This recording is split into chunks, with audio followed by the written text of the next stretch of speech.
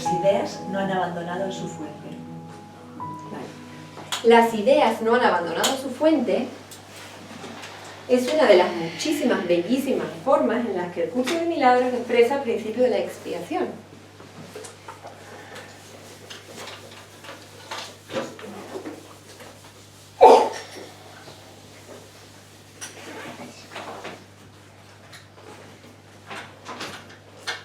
Resulta que yo, el curso me dice que soy Cristo,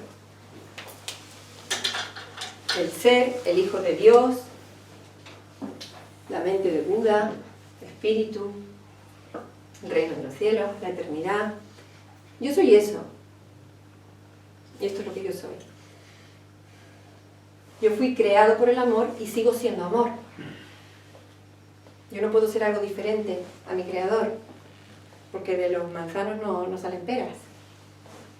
Por tanto, yo fui creado por el amor, yo no puedo sino ser amor. Hoy en sesión individual una mujer me dijo algo bellísimo, que me conmovió profundamente. Me dijo, en medio de mi arrogancia, un día pude conocer mi grandeza, y al conocer mi grandeza conocí mi humildad, porque entendí que yo no me había creado a mí mismo, y en ese momento conocí la perfección de mi creador. Es una belleza de pensamiento. Bueno, pues eso es lo que conoce el que se conoce. El que se conoce, conoce a Dios. El que se conoce sabe que es amor, y el que sabe que es amor conoce al amor, que es Dios. El que se conoce sabe de su unidad con Dios. Y por tanto sabe que la unidad es la verdad eterna. Pero el ego es la idea. El ego ha agarrado las leyes del cielo y la verdad y le ha dado la vuelta.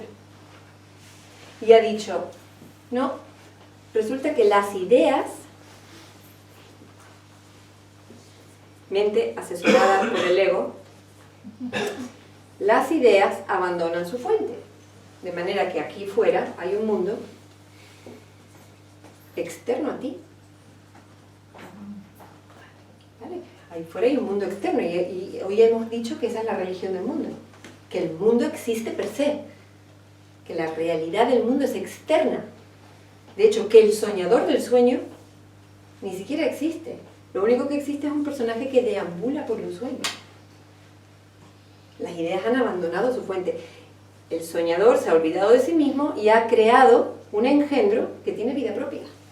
Y no solamente tiene vida propia, sino que le crea a él. La madre que se pare a sí misma. Las ideas han abandonado su fuente. Pero la ley del cielo dice, la ley de la creación dice, dar y recibir es lo mismo, las ideas no abandonan su fuente. Tú eres una idea concebida por Dios y no puedes sino estar en la mente de Dios. Por tanto, la separación no ha tenido lugar. Ese es el principio de la expiación. ¿Te queda así claro? Sí. Con lo cual esa persona con el poder total de tu mente. Efectivamente. En el reconocimiento de quién soy, recupero mi poder.